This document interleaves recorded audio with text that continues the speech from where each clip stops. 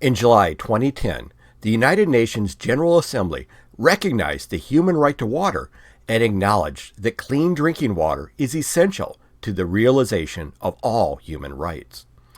As the UN defines, the human right to water requires that people have access to sufficient, safe, physically accessible, and affordable water for personal and domestic use.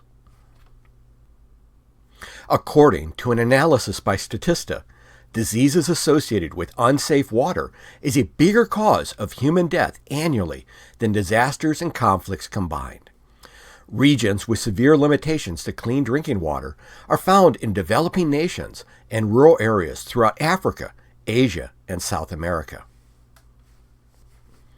According to the U.S. Water Alliance, 46 million people in the United States either have no access to running water or their water may be unsafe to drink. This situation is so severe that in February 2024, a United Nations panel addressed the contamination of the Cape Fear River in North Carolina by a chemical company producing PFAS forever chemicals. The United Nations panel stated that the chemical company completely disregarded the rights and well-being of residents, and they also stated that the EPA and local regulators had fallen short in their duty to protect against business-related human rights abuses. In this video, we will examine why is clean drinking water needed, what threatens our water supply, and who is responsible for clean drinking water. Stick around to the end of this video as we consider this week's ethical dilemma in science: should Americans have a right to safe, clean drinking water? So why is safe, clean drinking water so important?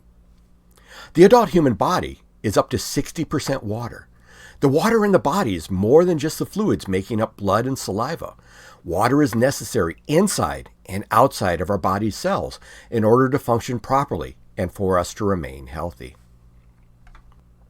An adult male requires about 3 liters of water per day, and an adult female requires about 2.2 liters a day of water. Some of this comes from the liquids we drink, and some comes from the foods we eat. If a person becomes dehydrated, they will produce a lower volume of urine that becomes concentrated and much, much darker than normal. A person can only survive a few days without water before the severe effects of dehydration cause electrolyte imbalance affecting nerve and muscle function, organ failure such as damage to the brain and kidneys, and eventually death. About 71% of the Earth's surface is covered by water, with the oceans holding approximately 96.5% of all of Earth's water. Despite all of the water on the planet, only a very small fraction is fresh water that can be safely ingested by humans.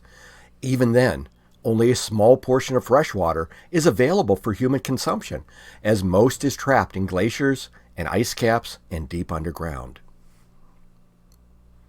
With such a vital need for clean, safe drinking water, why are parts of America currently in or facing an imminent water crisis? An example of the risks of an aging infrastructure is illustrated in the Flint water crisis. In 2014, as a cost-saving measure, the city of Flint, Michigan switched their drinking water supply from Detroit to the Flint River. In the process, insufficient water treatment and an aging water supply system composed of lead pipes, combined with inadequate water testing, resulted in elevated blood levels of toxic lead.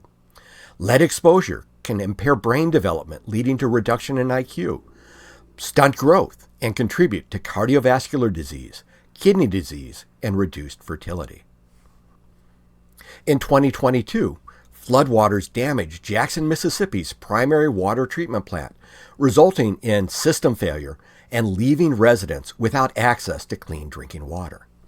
This failure was only one of a series of events that continue into 2024, resulting in boil water advisories. Without addressing the failing infrastructure, this pattern is likely to continue as extensive flooding expands from more severe weather conditions. Another impact of climate change and severe weather contribute to drought conditions such as those faced by the Colorado River Basin. Continued development in regions such as Arizona increase the need for water at the same time that the water supply is becoming limited. Even simple activities that we make to improve our lives, such as salting roads to melt snow, spreading fertilizer to grow fruits, vegetables, and a greener lawn, adding herbicides to kill weeds or invasive plants, and pesticides to kill ticks or mosquitoes, all of which can ultimately end up in our water supply. In addition, unpredictable threats to our nation's water supply are associated with accidents during transport of hazardous chemicals, such as the example of the train derailment in East Palestine, Ohio in 2023. A U.S. Geological Survey study published in 2023 suggests that at least one PFAS forever chemical can be detected in 45% of U.S. drinking water samples. These chemicals can cause cancer, reproductive issues, and developmental effects.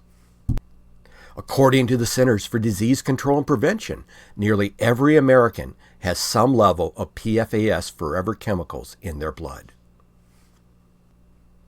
So with all these threats to the nation's safe drinking water supply, who is responsible for ensuring clean drinking water?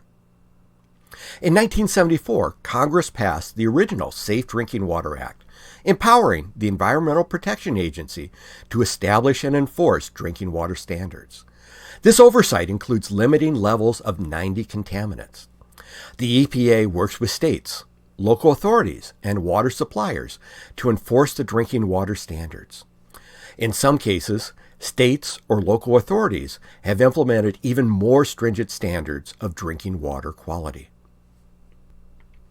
Returning to the example of the Cape Fear River in North Carolina, both state regulators and the Environmental Protection Agency have issued violations and fines requiring the chemical company to reduce the release of the PFAS forever chemicals, contaminants, and to test and report levels of these chemicals throughout the region.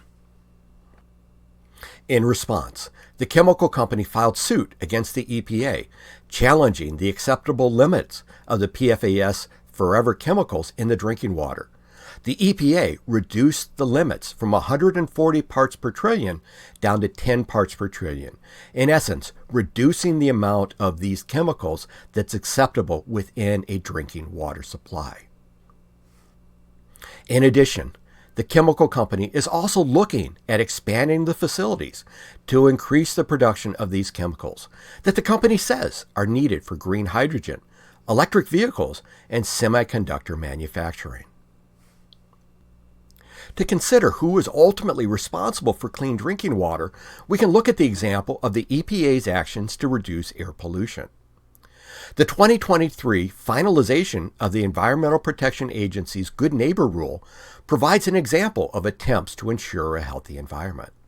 The Good Neighbor Rule is focused on air quality and would require factories and power plants to reduce smog-causing pollution from affecting downwind states.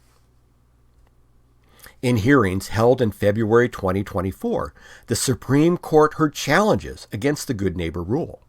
While no decision has been issued as of March 2024, the conservative majority on the court appeared skeptical of the federal power on regulatory issues, including the environment. Since 2022, the Supreme Court has already limited the Environmental Protection Agency from regulating greenhouse gas emissions that contribute to climate change and weakened the EPA's authority under the Clean Water Act to protect wetlands. Finally, representatives of water suppliers testified at a Senate hearing in March 2024 that they don't manufacture PFAS forever chemicals. They don't profit from PFAS forever chemicals, and they have spent millions of dollars in legal fees trying to get the polluters to pay for water cleanup. However, these water suppliers are responsible for ensuring clean drinking water free from contaminants at a high cost that now must be passed on to consumers. As we consider the ethical dilemma in science for this week, please leave your comments below on whether or not Americans have a right to safe, clean drinking water. To answer this question, we must first consider, Who should be responsible for ensuring our water is safe to drink? How do you balance the risk of activities, such as the need for PFAS forever chemicals that have the potential to contaminate the water supply, with the need to provide safe, clean water to drink? And then finally, should all people worldwide have safe drinking water? If so, how does this happen? In the description below is additional information, references, and soon to be a link to a lesson plan to accompany this video. If you enjoyed this video, please like it and subscribe for more conversations on the ethical impact of science and technology on society. Until next time, stay curious and be informed.